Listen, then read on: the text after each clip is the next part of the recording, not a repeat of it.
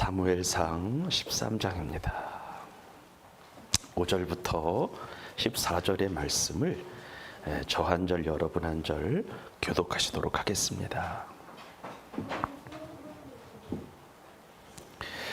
블레셋 사람들이 이스라엘과 싸우려고 모였는데 병거가 3만이요 마병이 6,000명이요 백성은 해변의 모래와 같이 많더라. 그들이 올라와 베다웬 동쪽 믹마스에 진침해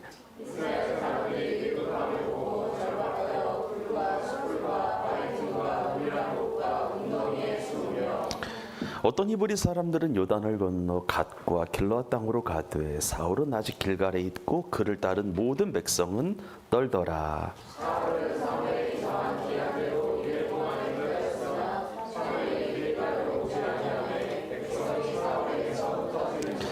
사울이 이르되 번제와 화목제물을 이리로 가져오라 하여 번제를 드렸더니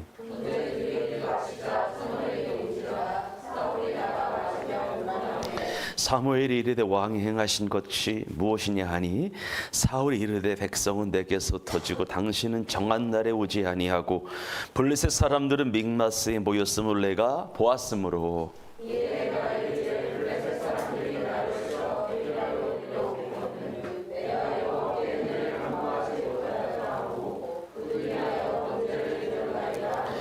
사무엘이 사울에게 이르되 왕이 망령되이 행하였도다. 왕이 왕의 하나님 여호와께서 왕에게 내리신 명령을 지키지 아니하였도다. 그리하였더라면 여호와께서 이스라엘 위에 왕의 나라를 영원히 세우셨을 것이거늘.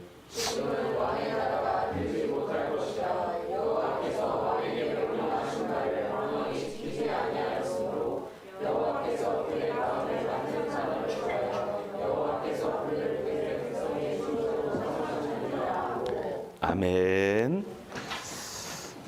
오늘은 이런 제목입니다. 왜 사울은 왕위에서 폐위되었을까? 부제목이 사울왕의 변명인데요. 이런 제목으로 말씀을 좀 나누고 기도하도록 하겠습니다. 지난번에 우리는요. 들어오세요. 들어오세요. 네. 시작할게요. 지난주에 우리는 사울왕이 왜 왕위에서 폐위되었는지 그 이유를 좀 보았어요. 왜 사울이 본인에게 주어진 권한을 넘어서면서까지 제사를 침례하여 왜 왕에서 폐위되었는지 내려오게 되었는지 그 이유를 본 거죠. 그러면 왜 사울은 무슨 이유로 무슨 연유로 제사장이 아님에도 불구하고 제사를 침례하는 월권을 행했을까?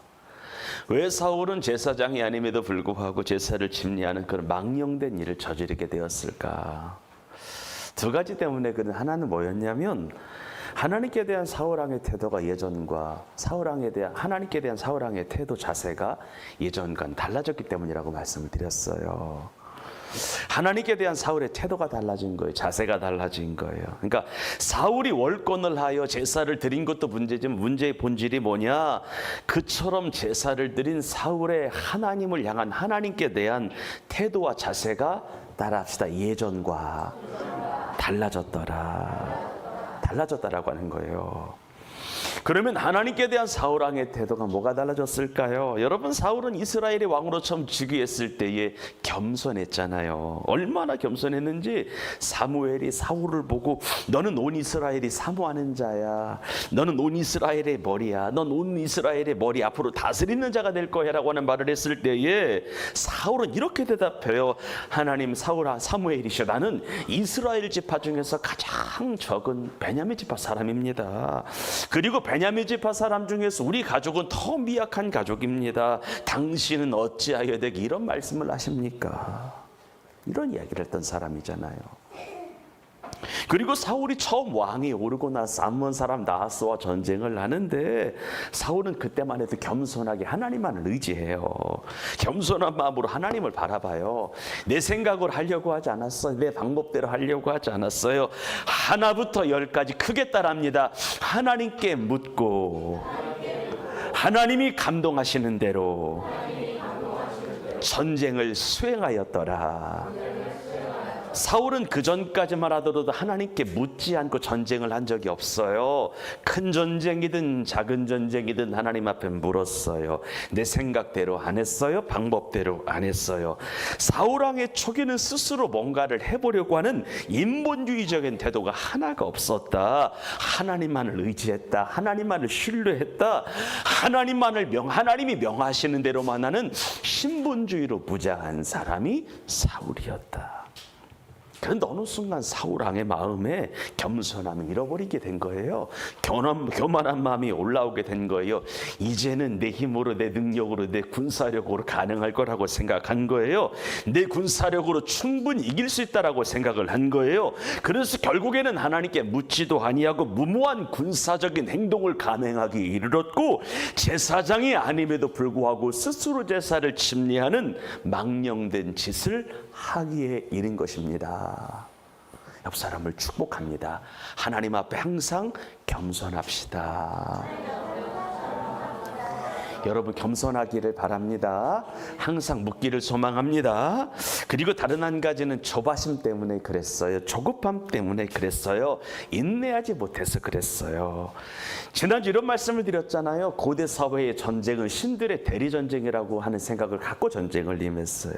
그래서 항상 전쟁에 나가기에 앞서서 자기가 섬기는 신에게 뭐를 하고 제사를 드리고 경배를 드리고 나가는 전례가 있었어요. 이스라엘도 마찬가지. 그래서 사무엘은 출전하기에 앞서서 당대의 제사장이었던 사무엘에게 제사를 주관해 줄 것을 당부한 것이고, 사무엘이 정한 기한이 이래 일주일이었습니다. 그러면 사울은 적어도 사무엘을 언제까지는 기다려야 되는 거예요? 아무리 다급해도 7일 밤 12시까지는 기다려야 되는 거예요. 정한 기한은 기다려야 돼요. 그런데 사울은 6일 이상 사무엘을 기다리고 정한 7일이 다 되도록 오지 않자, 나타나지 않자 안 오는 것으로 여기고 7일 밤에 하나님 앞에 제사를 드렸다라고 하는 거예요. 그리고 사무엘 선지는 사울이 제사를 드린 직후에, 번제를 드린 직후에 사무엘이 짠하고 등장을 하네요. 결국 조급함 때문에, 조바심 때문에, 인내하지 못함으로 말미암아 하나님께서 받지도 않는 제사를 드리는 헛수고를 한 거고, 왕에서 폐위되는 쓰라린 경험을 했던 것입니다. 여러분, 우리 하나님 앞에 조금만 더 인내하며 기도합시다. 여러분, 조급함은 성령의 역사가 아니에요. 아멘이시지요? 조급하면 일을 그르쳐요. 하나님 안에서 평안하기를 주의 이름으로 축복합니다. 조급하지 않기를 축원합니다. 하나님 우리의 삶을 지금 다스리고 있습니다. 통치하고 있습니다. 하나님 결국 인도하실 거예요. 더 좋은 길로 인도하실 거예요. 이 하나님을 믿는, 기대하는 마음으로 한 주간 살아가기를 주의 이름으로 축복합니다. 그래야만 우리 인생 가운데 좋은 결말을 보게 되는 거예요. 아멘이시죠?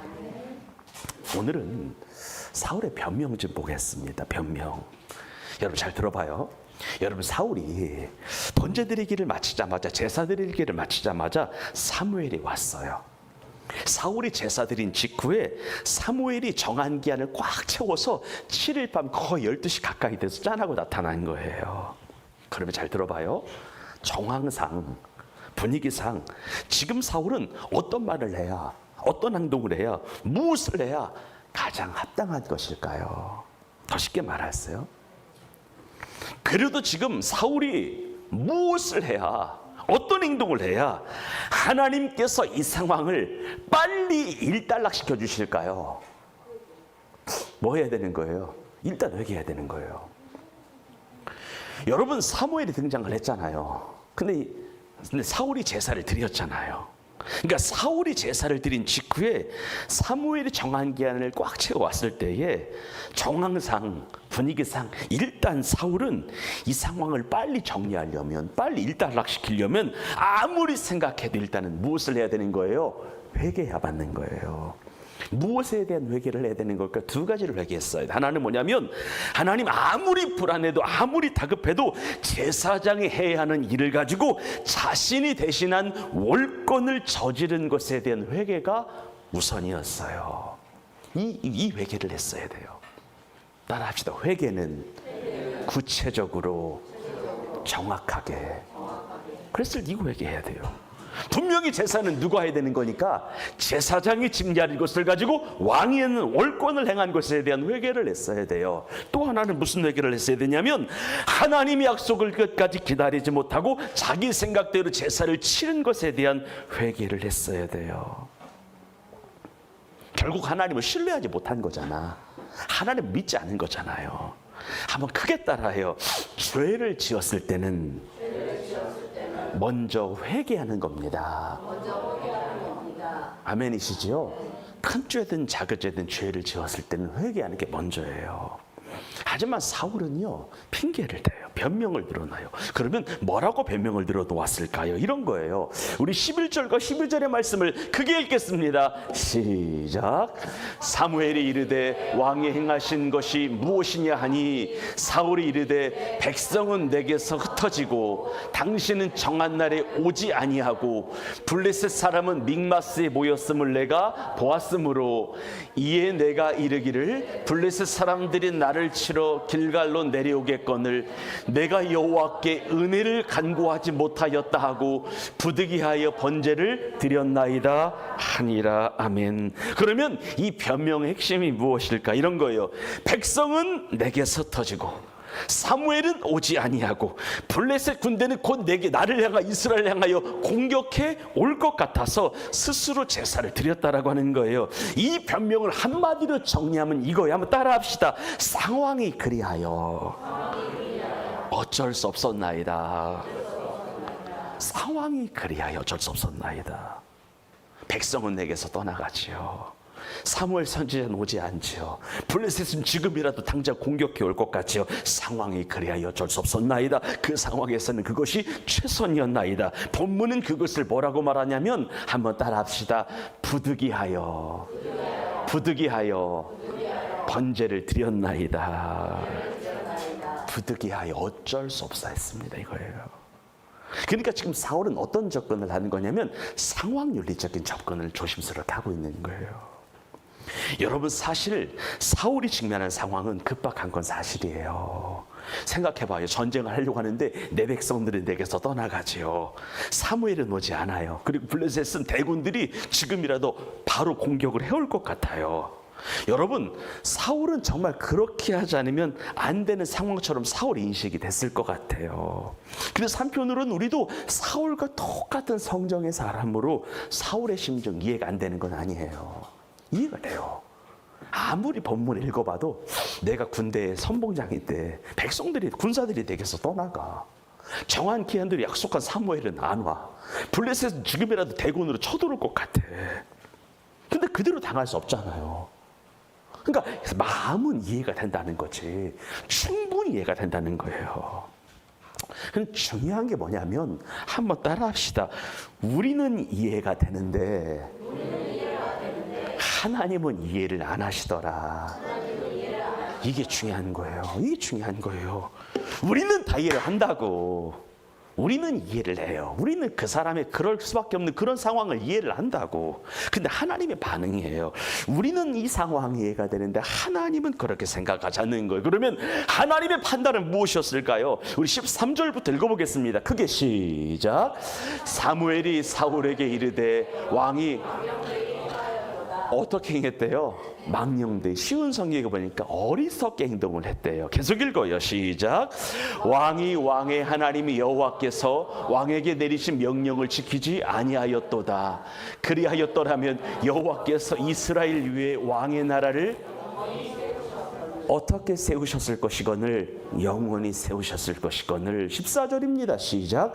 지금은 왕의 나라가 길지 못할 것이라 여호와께서 왕에게 명령하신 바를 왕이 지키지 아니하였으므로 여호와께서 그의 마음에 맞는 사람을 구하여 여호와께서 그를 그의 백성의 지도자로 삼으셨느니라. 아멘. 이런 거예요. 어리석게 행동했다. 길지 못할 것이다. 명령을 지키지 아니하였다. 우리는 이해가 돼요. 사울이 전쟁을 한 게. 근데 하나님은 이해를 못 하시는 거야. 여러분, 만일 이와 같은 일을 세상 법정에서 다룬다면 정상 참작이라고 하는 것을 낸대요. 여러분, 저도 이번에 이제 설교 좀 했는데 피고인에게 법률상의 감겨운 사유가 없다고 해도, 그러니까 형량을 줄여준다거나 벌금을 줄여준다고 하는 어떤 법률상의 감겨운 사유가 없다라고 해도, 잘 봐요, 정상 재판관이 보았을 때 보기 힘든 가련한 상태라고 여겨질 경우에 뭐를 하는 거예요? 참작을 해주는 거예요. 적절히 고려해 주는 거예요. 양형이라고 하잖아요, 이거를. 판사가 봤을 때, 이 사람은 너무 가난해서 병이 걸려서 훔칠 수밖에 없었어. 이게 이해가 되는 거야. 그러니까 정상 보기 힘든 상태를 가련히 여겨서, 불쌍히 여겨서 판사가 참작을 해주는 거예요. 그래서 원래 5년형 때려야 되는데 3년으로 줄여주고, 벌금 3천만 원 맞아야 되는데 1천만 원으로 줄여주는 정상 참작이라고 해서 한다고. 때로는 무죄로 방면해지기도 한다고. 대신에 다음부터 착하게 살아야 돼. 그래서 집행유예 같은 거로 풀어주잖아요, 여러분들. 그런데 우리의 재판장이신 하나님은 어떤 경우에 대해서는 정상한 참작을 안 해주신다고. 이게 중요한 거야.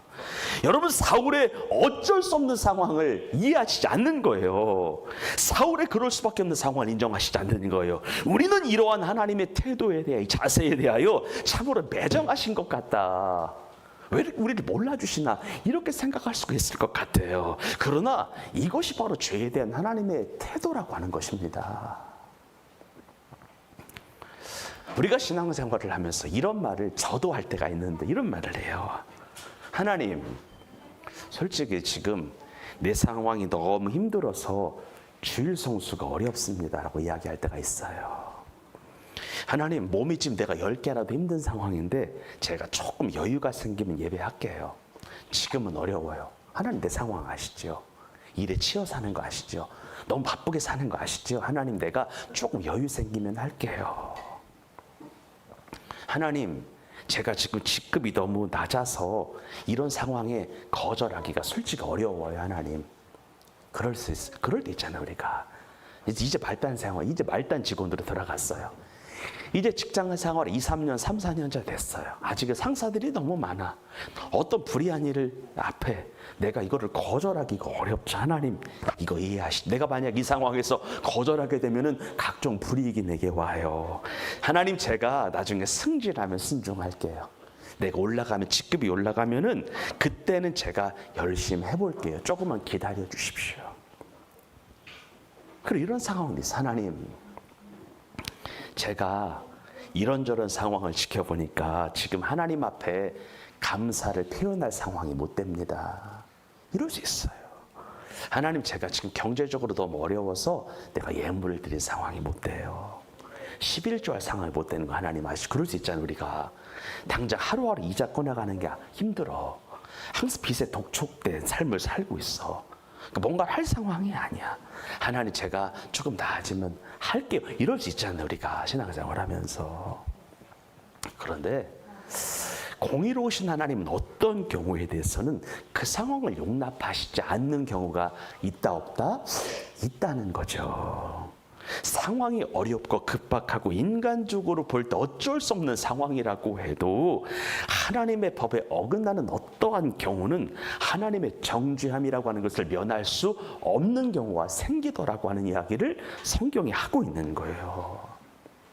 그럼 여러분들, 이러한 상황에서 사울왕이 해야 하는, 하나님이 사울에게 요구하셨던 진짜 요구는 무엇이었을까? 아까 말씀드렸던 그거예요. 어쩔 수 없었다라고 하는 자기 합리화가 아니라, 한번 따라 합시다. 하나님께 죄를 고백하며 회개하는 것이라. 변명을 하고 각종 핑계를 이렇게 나열하고 늘어놓는 것이 아니라, 그래서 상황이 어쩔 수 없어서 하나님 이해해달라고 말하는 것이 아니라 참된 회개를 하나님이 그때는 요구하셨다라고 하는 거예요. 그 순간만큼은. 진짜 여러분들, 하나님 앞에 그 순간은 회개했어야 되는 거예요. 사울이 변명을 늘어놓는 게 아니에요. 하지만 사울은 뭐라고 해요? 상황이 그래서 어쩔 수 없었다라고 한 변명을 들어놓고요, 자신이 직접 번제를 드린 것과는 관련해서 뭐라고 이야기해요? 사무엘이 정한 날이 오지 않아서 어쩔 수 없었다라고 하는, 누구에게 전가하는 거예요? 사무엘에게 전가하는 거잖아요. 지금 무슨 말이에요? 지금 사울은 이런 거예요. 자신의 잘못을 내가 했다고 하는 것이 아니라 사무엘 때문에. 만약에 사무엘 선지자만 정한 기한이 왔어도 내가 했을 것이다라고 이야기를 하는 거예요. 그런데 여러분들 이런 게 있어요.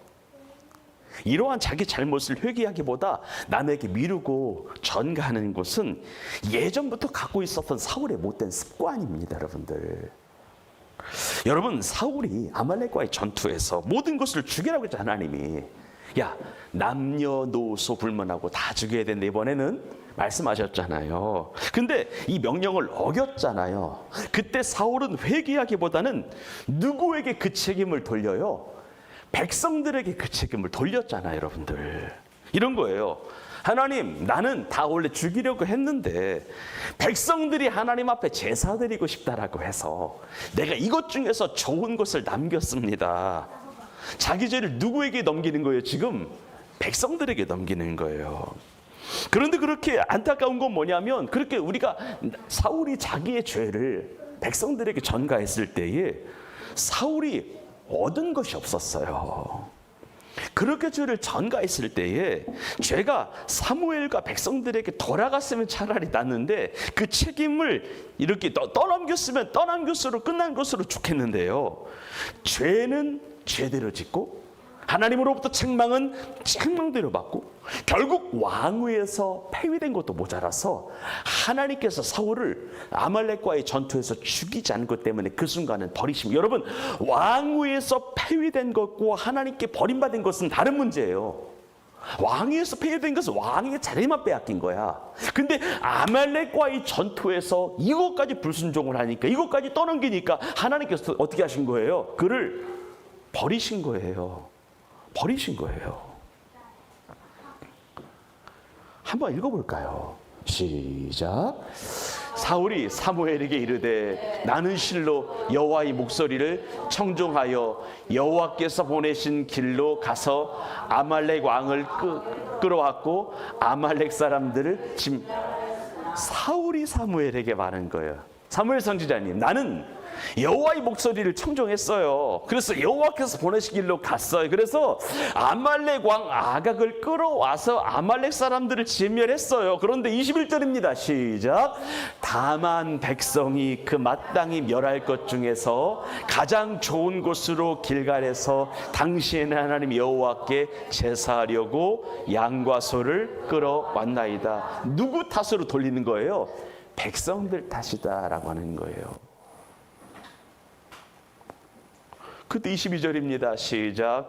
사무엘이 이르되 여호와께서 번제와 다른 제사를 그의 목소리를 청종하는 것을 좋아하심같이 좋아하시겠나이까. 순종이 제사보다 낫고 듣는 것이 순양의 기름보다 나으니 이는 거역하는 것은 점치는 죄와 같고 완고한 것은 사신 울생에게 절하는 죄와 같음이라.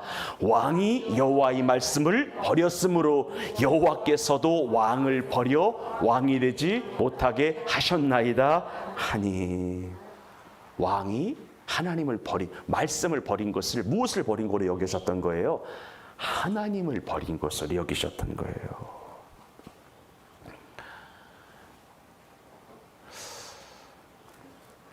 이에 비하여 다윗이 달랐어요. 다윗은 달랐어요. 여러분, 다윗이라고 실수하자는 게 아니잖아요.